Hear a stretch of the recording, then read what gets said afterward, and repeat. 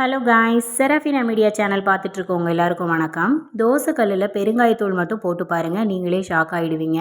இன்றைக்கி நம்ம சேனலில் கிச்சனுக்கும் நம்மளோட டெய்லி லைஃப்க்கும் யூஸ்ஃபுல்லாக இருக்கக்கூடிய நிறைய டிப்ஸ் அண்ட் ட்ரிக்ஸ் தான் வந்து பார்க்க போகிறோம்.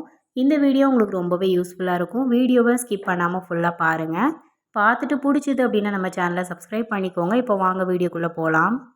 ஃபர்ஸ்ட் டிப் என்னன்னு பார்க்கலாம். இந்த மாதிரி வந்து நான் ஒரு பாத்திரத்தில் வந்து தண்ணி எடுத்திருக்கேன். இப்போ இந்த தண்ணியில் நம்ம வந்து கொஞ்சமாக வந்து கல்லுப்பு வந்து சேர்த்துக்கலாம். இப்போ இந்த உப்பு வந்து நல்லா வந்து கரையட்டும். உப்பு கொஞ்சம் கரைஞ்சதுக்கப்புறம் இதில் வந்து நம்ம வீட்டில் வச்சுருக்கக்கூடிய தக்காளி வந்து சேர்த்துக்கலாம். தக்காளியில் வந்து பார்த்தோன்னா நம்ம அதிகமாக வந்து வாங்கி வச்சிட்டோம் அப்படின்னா சீக்கிரமாக வந்து அழுகி போயிடும் இல்லையா? அந்த மாதிரி டைமில் நீங்கள் இந்த டிப்பை வந்து ஃபாலோ பண்ணிக்கலாம். நம்ம எடுத்து வச்சுருக்க தக்காளி எல்லாத்தையும் இந்த மாதிரி உப்பு கலந்த தண்ணியில் வச்சு ஃப்ரிட்ஜில் வச்சிட்டிங்க அப்படின்னா ரொம்ப நாள் வரைக்கும் தக்காளி ஃப்ரெஷ்ஷாகவே இருக்கும். சீக்கிரமாக வந்து கெட்டு போகாது. அடுத்த டிப் என்னன்னு பார்க்கலாம். நம்ம வீட்டில் இந்த மாதிரி வந்து கவர் இருக்கும் இல்லையா? நம்ம காய்கறி வாங்கினாலோ இல்லை ஏதாவது திங்ஸ் வாங்கினாலும் இந்த மாதிரி வந்து கவர் கிடைக்கும். இந்த கவரை வந்து எடுத்துக்கலாம். இப்போ இந்த கவரை வந்து எதுக்கு யூஸ் பண்ண போகிறோம் அப்படின்னு பார்த்தோன்னா, பேஸ்ட் ப்ரஷ் வந்து வச்சுக்கக்கூடிய ஒரு ஹோல்டர் மாதிரி வந்து யூஸ் பண்ணிக்கலாம். இது வந்து முக்கியமாக எந்த டைமில் யூஸ் ஆகும்னா, ட்ராவல் டைமில் நமக்கு வந்து யூஸ் ஆகும்.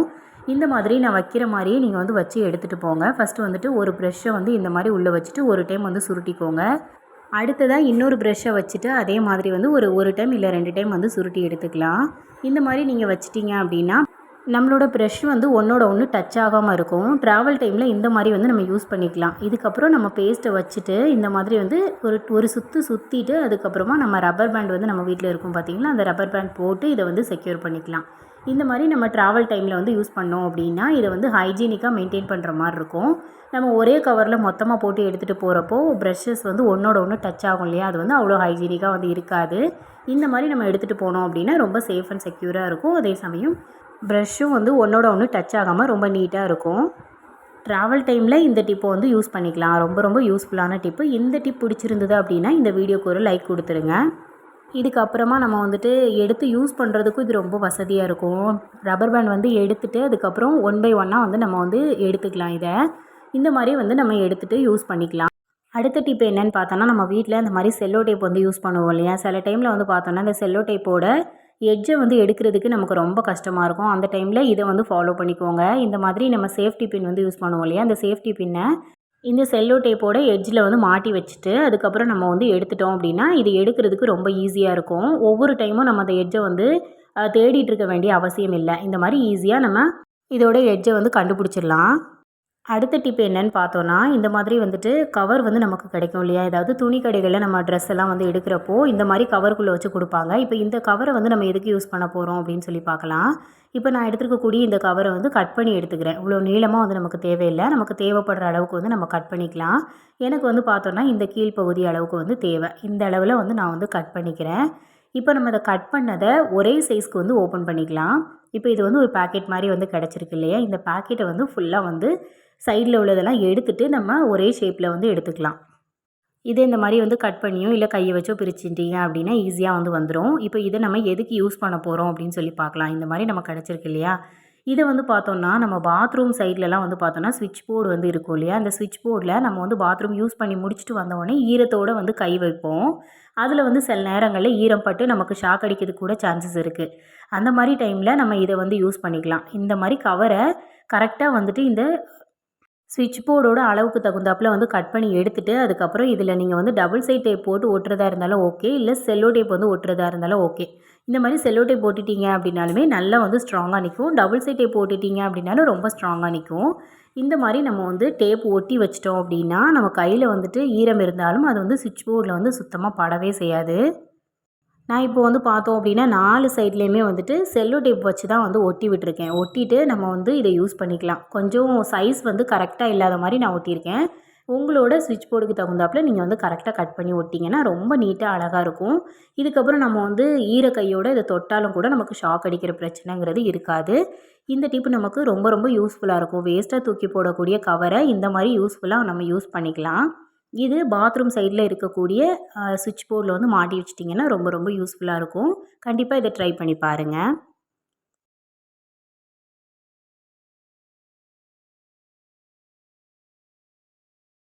அடுத்த டிப் என்னன்னு பார்க்கலாம். நம்ம வீட்டில் நம்ம தோசை சுடுறப்போ சில நேரங்களில் பார்த்தோம் அப்படின்னா தோசை கல்லில் வந்து தோசை ஒட்டுறது இல்லை பிஞ்சு வர்றது இந்த மாதிரிலாம் வந்து நிறைய நடக்கும். அந்த பிரச்சனையை வந்து அவாய்ட் பண்ணுறதுக்கு என்ன பண்ணலான்னு பார்த்தோன்னா, இந்த மாதிரி பெருங்காயத்தூள் இருக்குது பார்த்தீங்களா, பெருங்காயத்தூள் வந்து கொஞ்சமாக எடுத்துகிட்டு தோசை நல்லா வந்து சூடு பண்ணிவிட்டு அதுக்கப்புறமா இந்த பெருங்காயத்தூள் வந்து தட்டி விட்டுக்கலாம். நம்ம எப்போவுமே தோசை ஊற்றுறதுக்கு முன்னாடி வந்து தோசைக்கல் சூடு பண்ணுவோம் இல்லையா, அந்த மாதிரி தோசைக்கல் சூடானது உடனே இந்த பெருங்காயத்தூளை கொஞ்சமாக போட்டுட்டு அதுக்கப்புறம் நம்ம தோசைக்கல்ல எண்ணெய் ஊற்றி நம்ம தேய்ப்போமோ அந்த எண்ணெய் வந்து ஊற்றிக்கலாம். நான் பார்த்தோம் அப்படின்னா விளக்கெண்ணெய் வந்து ஊற்றிருக்கேன். இந்த எண்ணெய் ஊற்றிட்டு இந்த மாதிரி நம்ம தேய்க்கிறது இருந்துச்சு அப்படின்னா வச்சு தேய்ச்சிக்கலாம். அப்படி இல்லைனா வெங்காயம் கூட கொஞ்சமாக கட் பண்ணி வச்சுட்டு நீங்கள் வந்து தேய்ச்சி எடுத்துக்கோங்க. இப்போ நல்லா வந்து இந்த பெருங்காயத்தூளும் எண்ணெயும் சேர்த்துட்டு இந்த மாதிரி ஃபுல்லாக வந்து தேய்ச்சி விட்டுறலாம். தோசைக்கல்ல அந்த ஃபுல்லாக வந்து தேய்ச்சிட்டு அதுக்கப்புறம் நீங்கள் வந்து தோசை ஊற்றுனீங்க அப்படின்னா கொஞ்சம் கூட தோசை ஒட்டாமல் பிய்யாமல் ரொம்ப நீட்டாக உங்களுக்கு எடுக்க வரும். இப்போ நான் வந்து தோசைக்கல்ல ஓரளவுக்கு வந்து தேய்ச்சிட்டேன். தேய்ச்சதுக்கப்புறம் நான் வந்து தோசை ஊற்றி காட்டுறேன் பாருங்கள். கொஞ்சம் கூட தோசை வந்து ஒட்டலை பிய்யலை, ரொம்ப நார்மலாக எடுக்கிறதுக்கு ரொம்ப நீட்டாக வரும். எப்பவும் போல் நம்ம மாவு ஊற்றிட்டு அதுக்கப்புறம் நீங்கள் வந்து எண்ணெய் ஊற்றிப்பீங்க அப்படின்னா எண்ணெய் ஊற்றிக்கலாம். நான் வந்து நார்மலாக வந்து தோசை ஊற்றிட்டு எண்ணெய் எதுவுமே ஊற்றுறதில்ல. ஃபஸ்ட்டே வந்து எண்ணெய் தேய்ச்சிட்டு அதுக்கப்புறம் அப்படியே தோசை ஊற்றி மாற்றி மட்டும் போட்டு எடுத்துக்கிறேன்.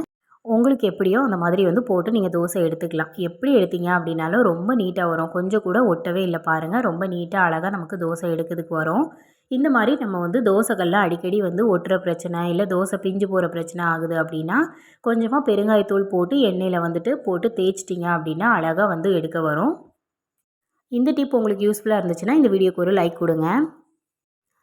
அடுத்த டிப் என்னென்னு பார்க்கலாம். இந்த மாதிரி குழந்தைங்களோட ஷர்ட் வந்துட்டு பட்டன் வச்ச ஷர்ட்டில் வந்து நமக்கு இருக்கக்கூடிய பிரச்சனை என்னென்னு பார்த்தோம் அப்படின்னா, பட்டன் வந்து சீக்கிரமாக வந்து பிஞ்சு போயிடும். அது வந்து பார்த்தோம் அப்படின்னா அந்த நூல் வச்சு கட்டியிருப்பாங்க இல்லையா, அந்த நூல் வந்து சீக்கிரமாக வந்து அறுந்து விழுந்துறதுனால தான் அது சீக்கிரமாக வந்து பிஞ்சு போயிடுது. அதுக்கு நம்ம என்ன பண்ணலாம் அப்படின்னு சொல்லி பார்த்தோன்னா, நம்ம வீட்டில் யூஸ் பண்ணக்கூடிய நெயில் பாலிஷ் வந்து இருக்கும் பார்த்தீங்களா, அந்த நெயில் பாலிஷை எடுத்துகிட்டு இந்த பட்டன் இருக்குது பார்த்தீங்களா, பட்டனோட பின் பக்கத்தில் இந்த நூல் வச்சு கட்டியிருப்பாங்க அந்த இடத்துல வந்து நம்ம வந்து போட்டு விட்டுறலாம். இந்த மாதிரி நெயில் பாலிஷை அந்த நூலில் வந்து அப்ளை பண்ணும்போது நூல் வந்து நெயில் பாலிஷோட நல்லா வந்து ஒட்டிக்கும். ஒன்றோட ஒன்று ஒட்டிக்கிறப்போ அது சீக்கிரமாக வந்து பிஞ்சு போகவே செய்யாது.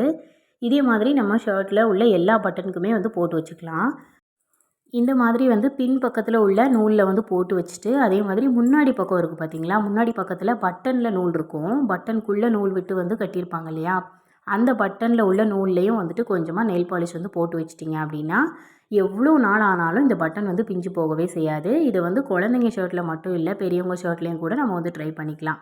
இந்த மாதிரி நம்ம போட்டு வச்சிட்டோம் அப்படின்னா அந்த நூல் வந்து ஒன்றோட ஒன்று நல்லா வந்து டைட்டாக வந்து ஒட்டிக்கும். அதனால் வந்து கொஞ்சம் கூட நூல் வந்து பிஞ்சு போகவே செய்யாது. கண்டிப்பாக இதை வந்து ட்ரை பண்ணி பாருங்கள். ரொம்ப ரொம்ப யூஸ்ஃபுல்லாக இருக்கும். அடுத்த டிப் என்னென்னு பார்த்தோன்னா, ட்ராவல் டைமில் நம்ம வந்துட்டு என்ன தான் வந்து நீட்டாக மடித்து வச்சு கொண்டு போனாலும் குழந்தைங்களோட ட்ரெஸ் எல்லாம் வந்து எடுத்துகிட்டு போகிறப்போ செட்டாக வந்து நம்ம எடுத்துகிட்டு போனோம் அப்படின்னு சொல்லி நினப்போம். செட்டை நம்ம எவ்வளோ தான் நீட்டாக மடித்து வச்சாலும் அது வந்து எடுக்கிறப்போ ஒன்றோட ஒன்று சேர்ந்துருக்கப்போ கலைஞ்சு போயிடும். அதுக்கே நம்ம ட்ராவல் டைமில் இந்த மாதிரி மடித்து செக்யூர் பண்ணி வந்து கொண்டு போங்க.